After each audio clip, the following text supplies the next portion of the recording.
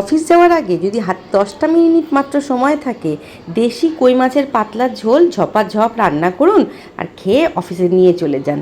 কিচ্ছুই না, সাধারণ কাঁচা লঙ্কা, সামান্য অর্ধেক টমেটো আর সাদা জিরের গুঁড়োটাকে ভালো করে মিক্সিতে বেটে নিয়েছি। আগে থেকেই কেটে ধুয়ে বেছে রাখা ছিল মাছটার মধ্যে নুন হলুদ দিয়ে মাখিয়ে নিয়েছি। কড়াতে সামান্য তেল দিয়েছি, বানাবো হেলদি অ্যান্ড টেস্টি। যা গরম পড়েছে তাতে বেশি রিচ তো ভালো লাগে না। কাঁচা তেলের মধ্যেই আমি বেগুনটাকে দিয়ে ভেজে নিলাম, আর এদিকে আলুটাকে একটু বয়েল হতে দিয়েছি। কালো জিরে ফোড়ন দিয়ে কড়ার মধ্যে ওই তেলের মধ্যেই সেদ্ধ করা আলুটাকে দিয়ে আরেকটু নাড়াচাড়া করে ম্যারিনেট করে রাখা মাছটা দিয়ে দিয়েছি। পাশে গরম জল ফুটতেই রেখেছি, সেই গরম জল দিয়ে আরও মশলা ধোয়া জল দিয়ে মশলাটাকে ভালো করে কষিয়ে নিলাম।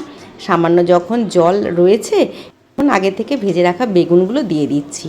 ব্যাস, উপর দিয়ে গরম জল দিয়ে একটু নাড়াচাড়া করে ফুটিয়ে নিয়ে ওপরে ধনেপাতা ছড়িয়ে দিয়ে গরম গরম ভাতের সাথে খেয়ে নরম নরম কই মাছ আর নরম নরম আলু বেগুন আর সুন্দর গন্ধযুক্ত ধনেপাতার ঝোল খেয়ে অফিস চলে যান।